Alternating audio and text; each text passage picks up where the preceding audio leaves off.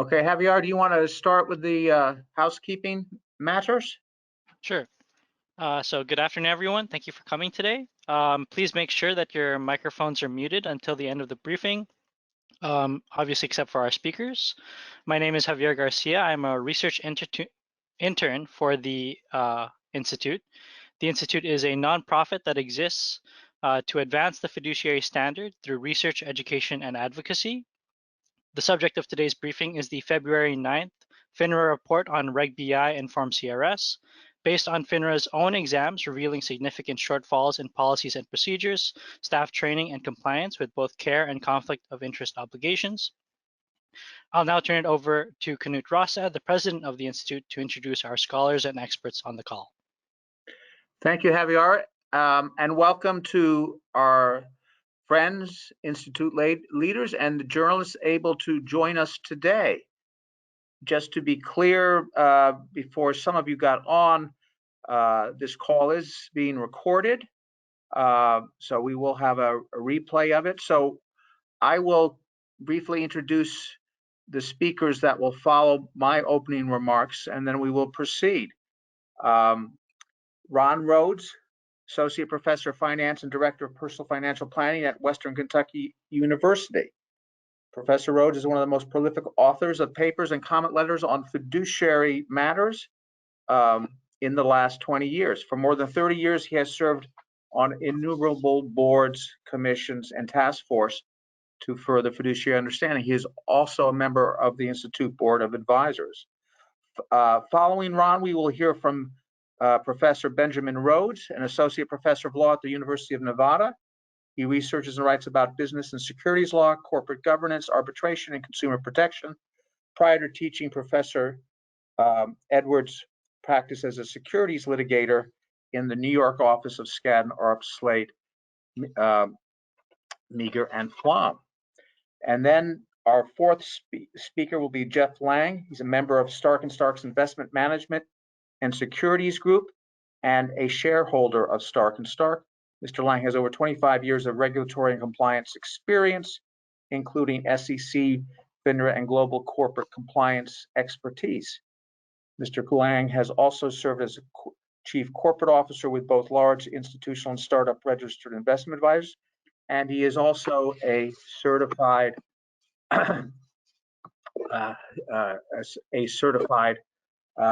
financial planner as well. So with that brief introductions, I will start. We will each speak for about 5 minutes and then open the call for questions from our journalist friends.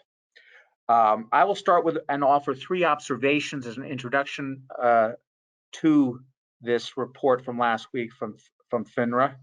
And I start with saying, first of all, the Reg BI and CR weaknesses should be no surprise to anyone.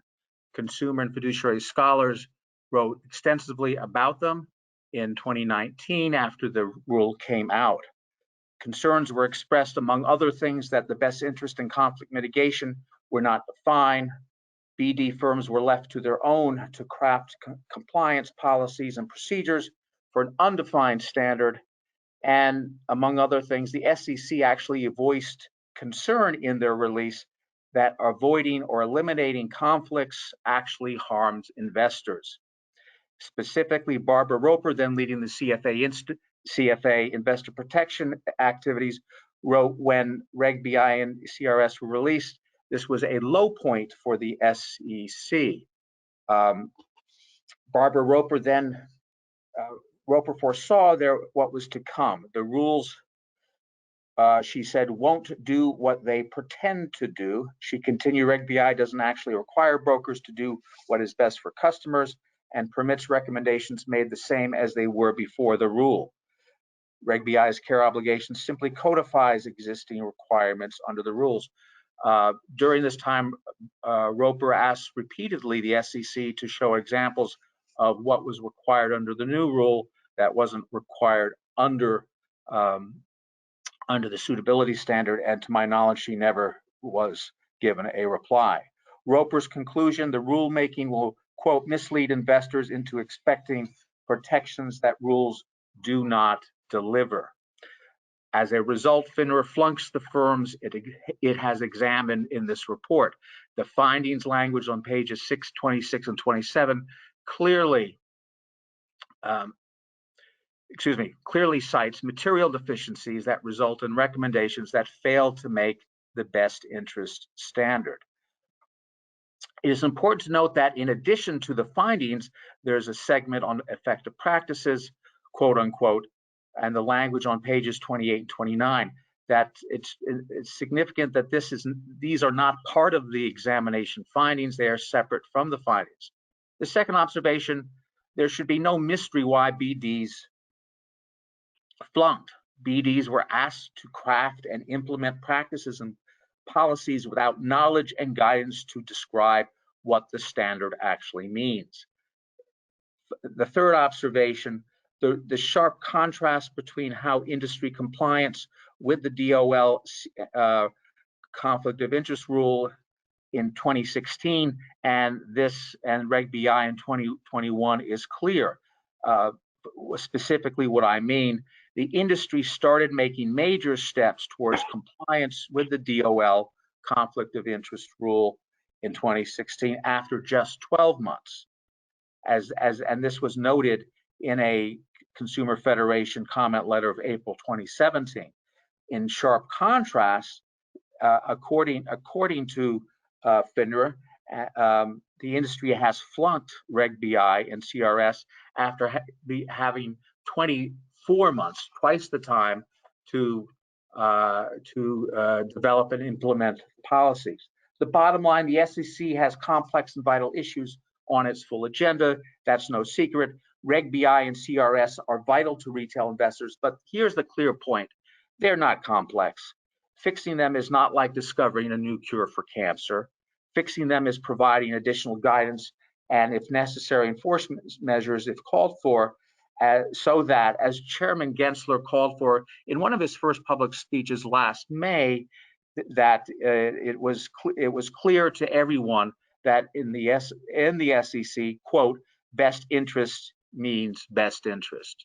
So with those initial observations, I will hand the mic over to Ron Rhoades. Thank you, Ron. Thank you, Knut. Well, as indicated in the reports from NASA and FINRA, Reg BI has apparently done only a very minor amount of good in terms of reforming the broker-dealer industry. I would ask the question, can Reg BI be fixed? Well, let's examine that. First note that the term best interest has really, its use by brokers has done more harm than any good that has been derived from Reg BI. For more than 2 centuries, the term best interest was utilized in over 9,000 court cases here in the United States alone to describe the very tough fiduciary duty of loyalty. Brokers now tout that they act in the best interest of their customers, when in fact, this just does not occur. And here's why. When a person gets paid more to sell one product as opposed to selling another product, there's this economic incentive that the person gets to recommend that higher cost product. That results in a greater compensation to the broker. Brokers, even the best brokers, will often justify getting that higher compensation on some basis. That, in essence, that economic incentive drives the broker's conduct. But in financial services, when a conflict of interest exists like that, such as greater compensation to the broker, that greater compensation derives from higher fees and costs relating to that product. And the academic research is clear. All other things being equal, clients have a reduction in their investment returns when the investment product related fees and costs are higher. As a result, in my mind, at a minimum, Reg BI needs to be renamed.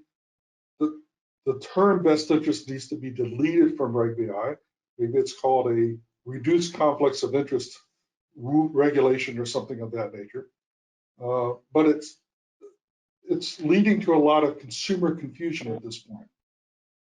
I would also add that Reg BI, as it's currently applied, allows firms to sell highly expensive products that are more complex.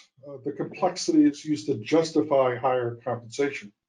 For example, a broker might sell a variable annuity that has no breakpoint discounts, that has much higher compensation to the broker, often double in the amount, but only spend maybe an hour or two more, if they're even doing that, to explain the complexities of that variable annuity. This is an economic incentive that's really built into the way Reg BI is being applied right now. And the result is it drives the sales of more complex products in the marketplace because higher compensation results. I would add that also the broker-dealer business model doesn't really fit with sound portfolio management. Even if you levelize and lower commissions, when under modern portfolio theory, you establish an asset allocation and then you rebalance that portfolio on occasion. Well, if every time you rebalance, new commissions are triggered, this just becomes a huge drag on portfolio returns. Another thing that really perplexes me about Reg BI is how do you justify 12B1 fees under a best interest standard? Those 12B1 fees often continue when the mutual funds are held by the customer, even if the customer is no longer seeking advice from the registered representative about how to manage the portfolio on an ongoing basis. The 12B1 fees don't benefit the shareholders of the fund at all. So I'm not sure how any broker can recommend a mutual fund that has 12B1 fees if the broker is also mandated to act in the best interest of the client. I would also add that under Reg BI, there's no requirement, as there exists in the fiduciary world of investment advisors, that the compensation be reasonable. It is quite common to see a hugely expensive product with a very high commission being sold to someone who's investing 500,000 or $1 million or even more. And that happens way too much. And for that single transaction without an ongoing duty to monitor the portfolio, that would not be reasonable compensation, certainly under a fiduciary regime. So in my mind, Reg BI should be revised and renamed. I would also note, finally, that the marketplace is changing. Right now, we have, of course, low-cost exchange-traded funds, no 12B1 fees, no commissions. We have basically clean mutual fund shares. We've had those for some time now, no load, no 12B1 fees. And now we're getting also no load cash value life insurance policies, no load fixed index annuities. We've had for a while no load variable annuities, low cost. Consumers want trusted advice. Most financial advisors want to give trusted advice. They want to sit on the same side of the table. They don't want to represent the product manufacturer. They want to represent the client.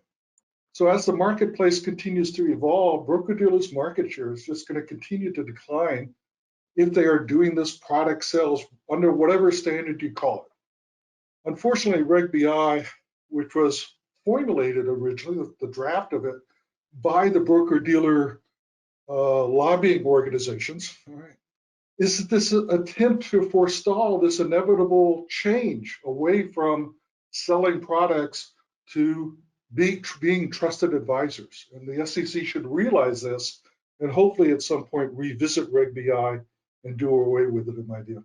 Thank you. Thank you, Ron. Professor Edwards, you ready? Thank you. Thank you so much for the opportunity, to speak and to cover these issues. Very grateful to the Institute for shining a light on this, and to Knut for putting this all together. So I want to make really three essential points. The first is that regulation best interest is not doing its job.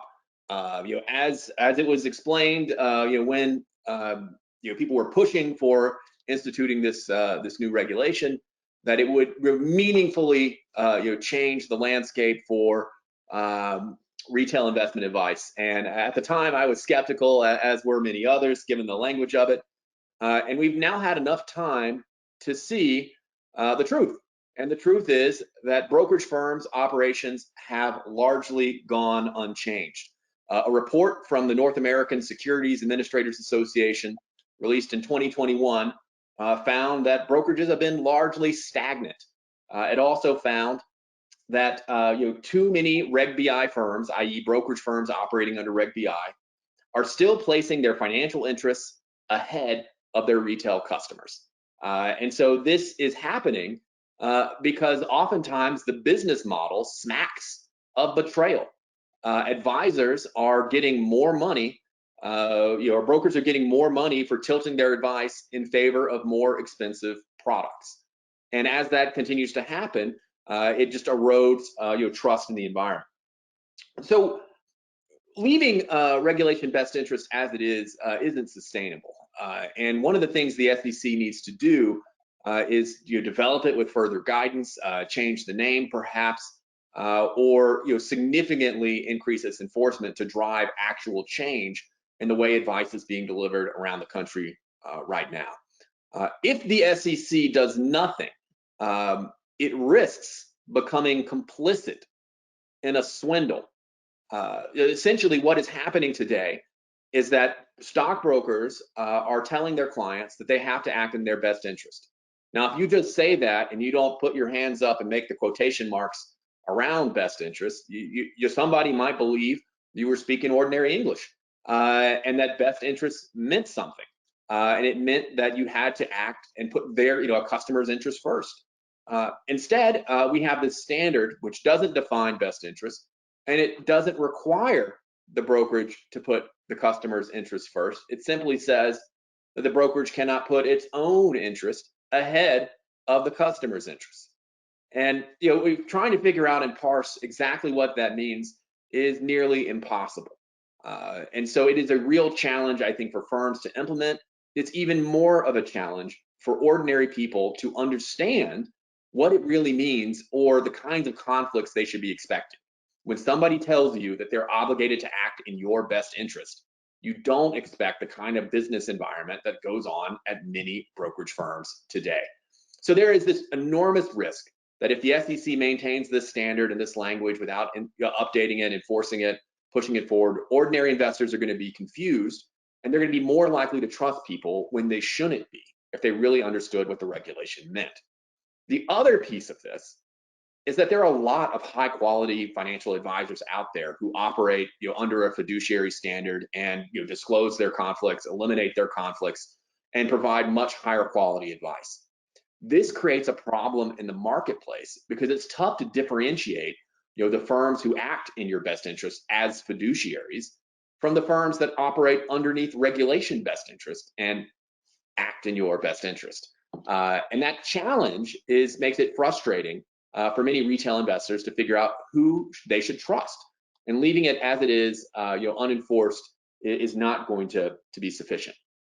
So the other major piece here that needs to happen in the future is that the SEC needs to closely evaluate Form CRS, the Customer Relationship Summary. We put this disclosure in place because of a real concern that ordinary Americans do not understand the opaque and arcane distinctions between different classes of financial advisors. And in theory, Form CRS was supposed to accomplish this goal. I'm not aware of any research today that shows that customer comprehension has improved across the board after a few years of Form CRS being delivered. And what we need to do is figure out whether or not Form CRS is working, and how we can change it to make it much more effective at helping investors understand what kind of business environment they're operating in. So with that, I thank the Institute and turn it over. Thank you, Ben. I appreciate your remarks. Jeff Lang. Thank you, Knut.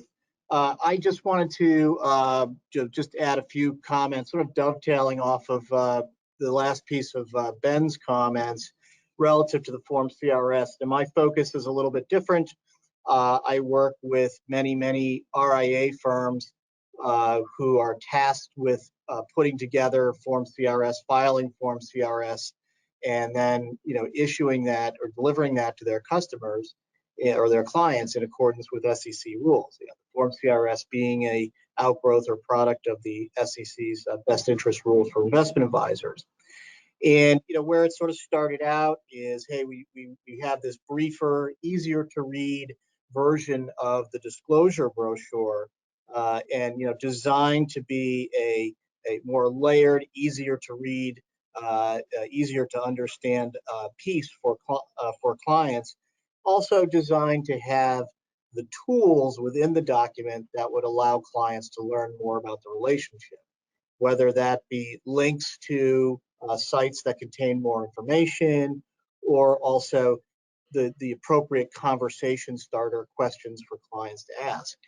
And I think a lot of the feedback I'm getting, which I think is in line with what some of the studies have shown that the Institute has put together, is that it really has, the form CRS could be improved. And the thought is that, maybe the SEC may want to consider, some of the shortcomings of the current form CRS and how it might be better used. And I, gather information from a lot of my clients and a lot of the feedback I get as we're working with folks crafting their form CRS, which, as folks are aware, is largely a prescribed document with, largely mandated language. And a lot of the feedback, and this is, from things that folks from advisors also hear from their clients, is that there's a lot of information squeezed into 2 pages.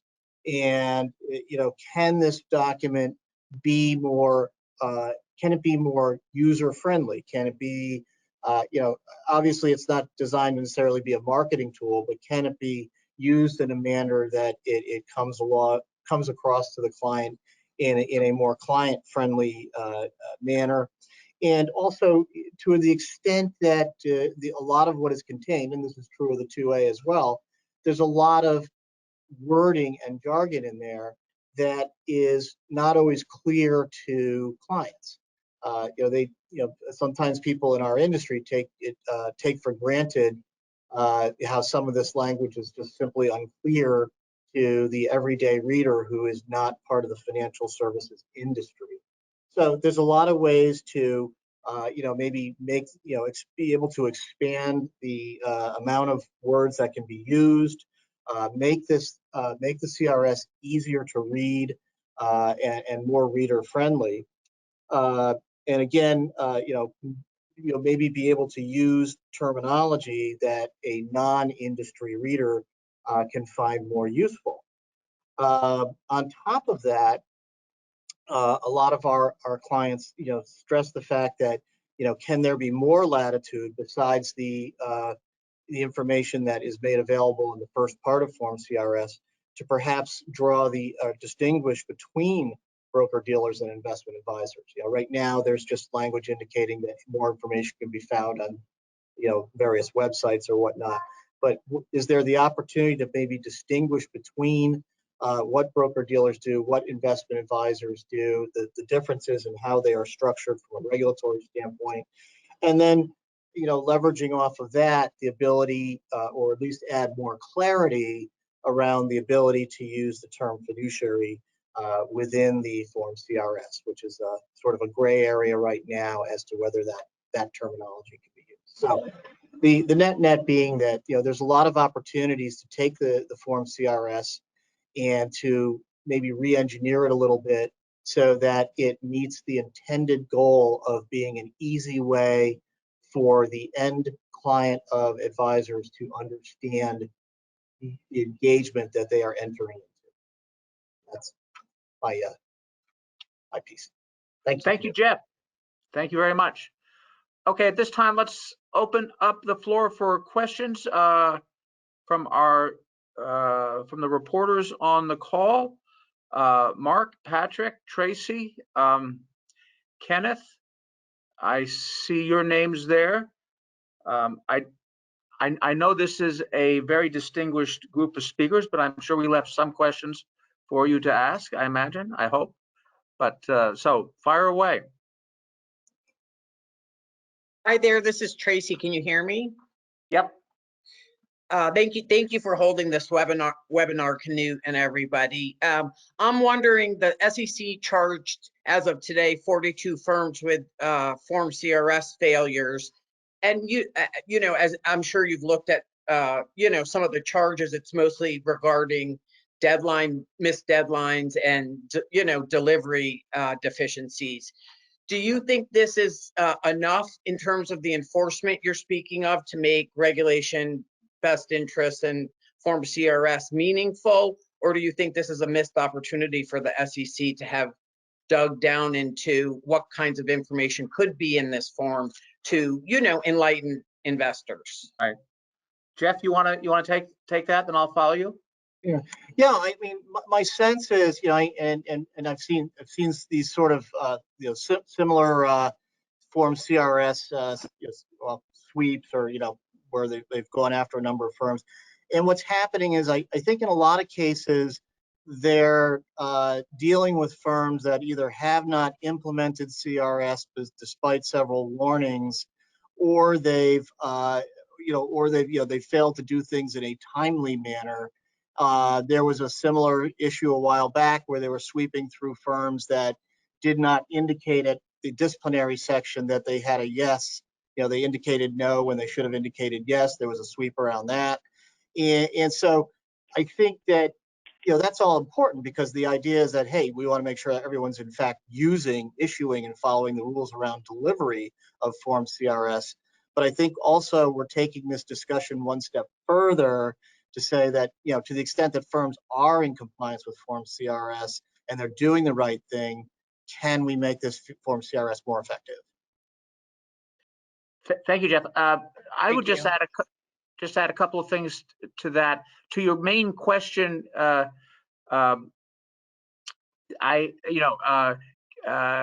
this is not enough to make Form CRS really effective. The making CRS really effective, I think a couple of things that Jeff said in terms of just the unpacking the number of words there. When in part of our research, we literally counted the words on each page, and when you put 550 words on a page, it discourages people from reading it, much less understanding it. But to a larger point, to make Form CRS really effective as a 2-page document that is readable and useful, the SEC has to be much more explicit at what sort of information should be on there, and not do, which I think Jeff alluded to, not to think of it as a micro Form ADV. Instead of having 20 pages on your ADV, we're going to compact all our marketing information onto 2 pages because that's how we view it. So as long as it remains so marketing focused, which I think many of them are, I don't think it's ever going to be really effective. So the SEC has to I think take a firmer hold on that in order to make it effective. So Ben, do you want to add anything, or Ron? I do. So at the outset, I think you have to understand that the SEC is an agency with limited resources, and it has to make decisions with a form of prosecutorial discretion about how to allocate those resources. These kinds of enforcement actions around Form CRS, missing deadlines, not delivering them, you could describe this as very low-hanging fruit. In some sense, this fruit is not even hanging on the tree; it's lying on the ground. They do not need to send in the most sophisticated enforcement team in order to prosecute these cases or bring these cases and win them. This is very simple. What I would hope is that the SEC has more stuff going on, behind the scenes, working on a regulatory update on Form CRS, or more meaningful enforcement activity, in the future. But it's certainly a good sign in that you would expect them to be doing this. One of the first things we have to do if we're going to evaluate whether or not the current Form CRS regulation works is make sure that the firms actually comply with the current regulation. So that's a very low bar. But longer term, I think we're going to need a lot more here. Thank you. Ron, did you want to add anything on that or not? Okay. Other questions? Other questions? I actually have a question for Jeffrey. The issue's been around for a few months. The whole issue is whether or not in Form CRS investment advisors can call themselves fiduciaries. You know, when I first started practicing both law and then as an investment advisor, I always follow the mantra, say what you do what you say, don't lie, cheat, or steal, you know. It seems to me, if I'm an investment advisor, I'm not a dual registrant. If I'm an investment advisor, I'm a fiduciary. I should be able to say that. How in the world could the SEC stop me from saying that, in your view, or is there risk to me as a investment advisor by stating that in my Form CRS right now? Yeah. I think right now, I mean, you know, the irony is that, you know, to the extent that it's true, and it's going to be a, you know, a true statement for anybody who's a registered investment advisor, is that they're subject to fiduciary requirements. You know, in our eyes, you know, you should be able to make the statement in your disclosure, and many people certainly do in their Form ADV Part 2A. You know, people use the terminology all the time.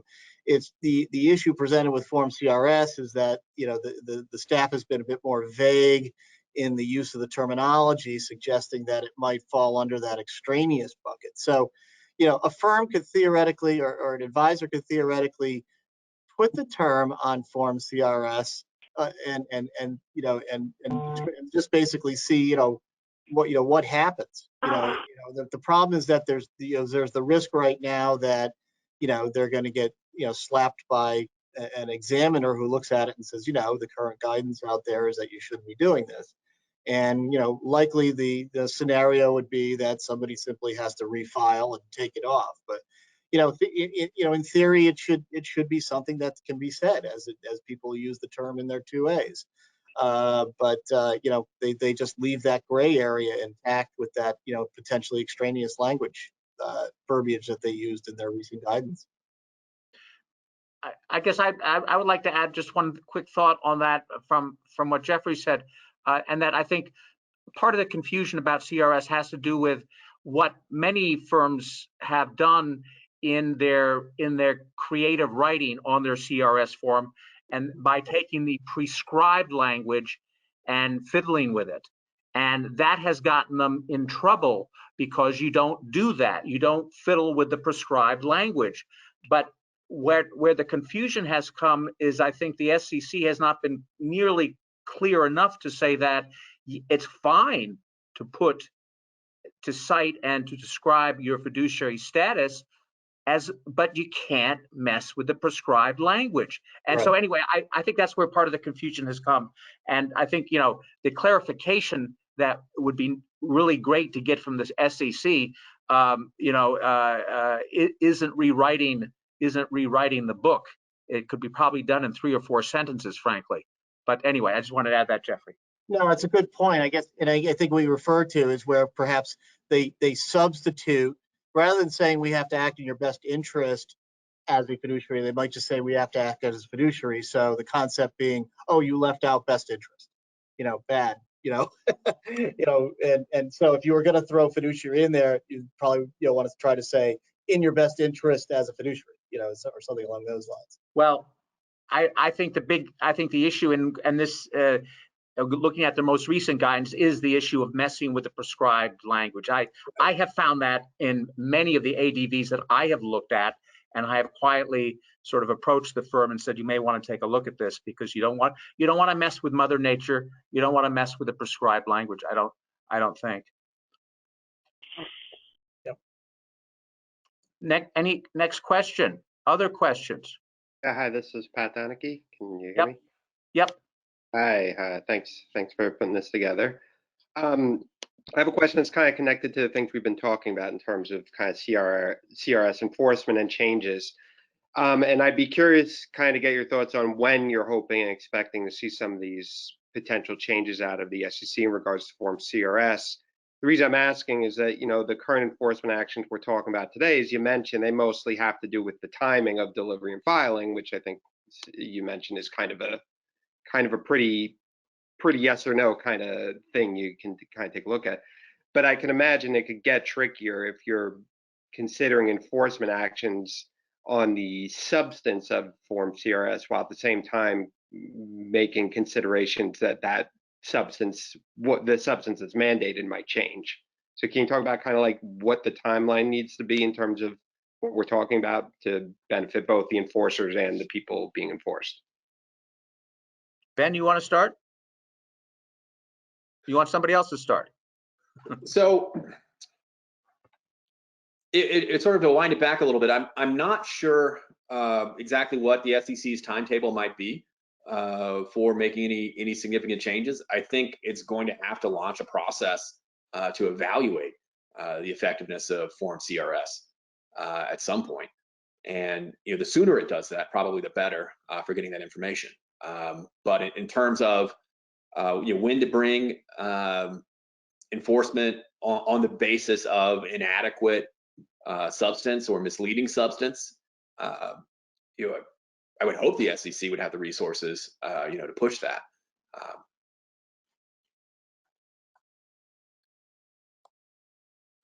I guess the only thing that I would add to that point, and I'll disclose once again, I am not a securities attorney, and I'm with 3 securities attorneys, is that I would like to believe that there could be progress short of enforcement, just in terms of additional guidance. And and maybe that's unrealistic, but anyway, that's where I start on it in terms of moving CRS forward, in terms of making it a more useful tool for investors.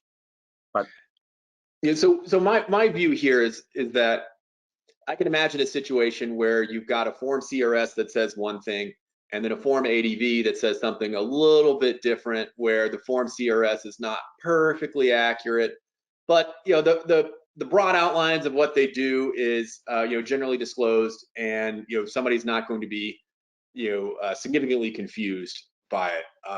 I would hope the SEC would not waste its time on some kind of minor issue like that, and it would target more serious concerns. Yeah. But it has, again, the SEC has limited resources. They have to pick and choose every day about what they're going to take on. I don't think there'd be a huge appetite for something real minor. But Right. if there's significant fraud in the Form CRS, I hope they would take them on. Great. Okay. Next question. Additional question. Hi, this is Kenneth Corbin. Can you all hear me? Yes, Kenneth. Oh, wonderful. Well, thanks for doing this. And kind of picking up on the last question about prospects, I'm curious about Reg BI, hearing that the consensus on this call is that it's not working. We saw from FINRA, we saw from NASA, complex products, misaligned incentives, and all that is persisting nearly 2 years after the implementation date. But I'm curious if you see any appetite at all, any signals from the commission that there's an appetite for going back to the rule and actually revising it, doing something like changing the name, as has been suggested on this call, or do we sort of have to look at this in the realm of the possible, at least in the near term? That I'm wondering if you're more hopeful that guidance and enforcement activity could actually bend the practices that we're talking about in the brokerage sector. And if so, what kind of guidance could they put out there that they haven't already that would actually have the impact that you're looking for? Who wants to start this? I mean, I will, but Ron, Jeffrey, Ben? So there's a range of responses the SEC could undertake. As you mentioned, enforcement and guidance could bend practices to some degree. It's really going to depend on what they put out. Some guidance around the SEC's, for example, you could take the SEC's view on whether or not 12b1 fees comply with Reg BI. If they took a position on that and gave some guidance that they didn't think it was in the customer's best interest to receive, to be recommended funds like that, then I think it would probably change a lot of behavior across the industry. Whether the SEC has the appetite to do that right now, I don't know. But I would expect more enforcement in the sort of near to medium term, probably some guidance.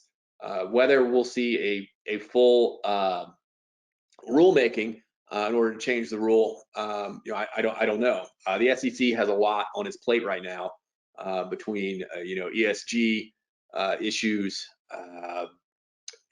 commissionless online trading applications. There's just so much happening in the market right now that the SEC I feel like they're in triage mode to deal with a lot of it. Yeah.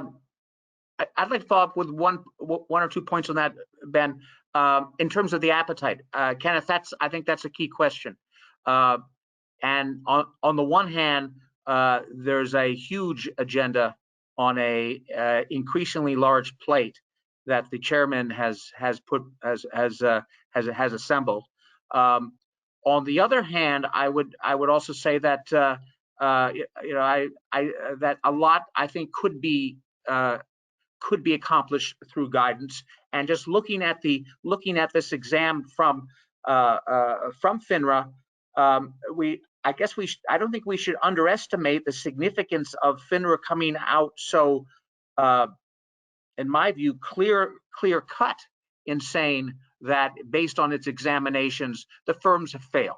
It's not even a close call. I don't think they suggested it was a close call that they have failed as a general rule. Now, obviously, they did not provide any parameters or quantification in terms of how many of the firms failed in so many areas. But I think the central message is clear, and that a logical place to start would be providing description.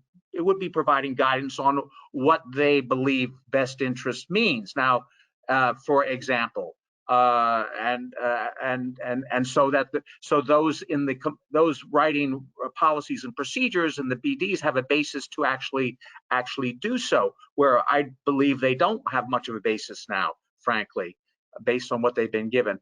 And then I think the second point is, in terms of mitigation of conflicts, in this 6 pages on the report, the word mitigation in that part of the report on the findings, that word mitigation was not even used.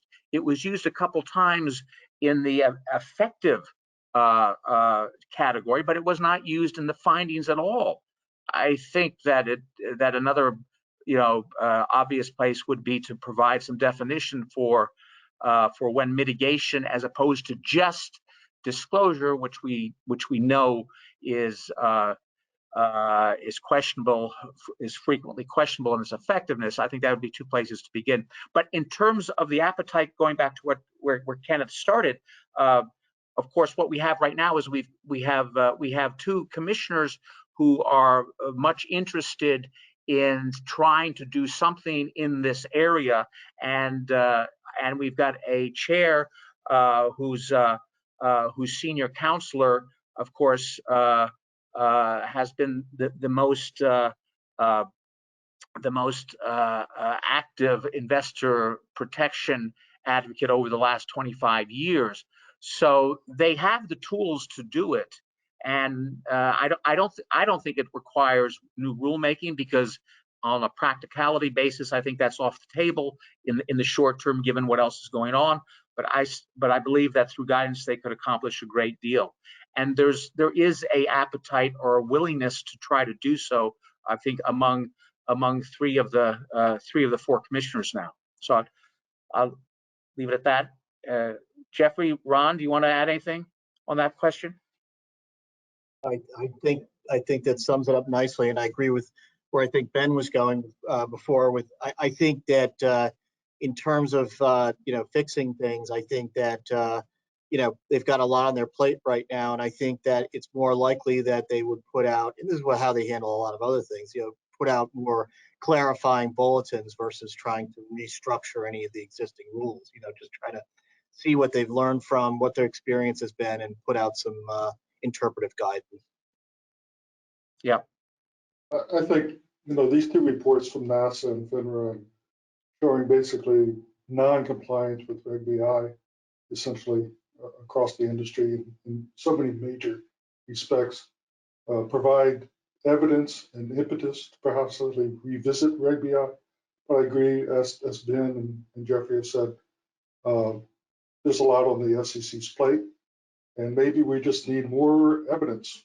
I imagine we'll be sitting here 6 months or a year from now, having the same conversation, and another report comes out that says Reg BI has not changed broker-dealer conduct hardly at all. Yep. And maybe by then, there's enough evidence to basically conclude Reg BI doesn't work, and let's go try something else. Good point. Other questions or comments?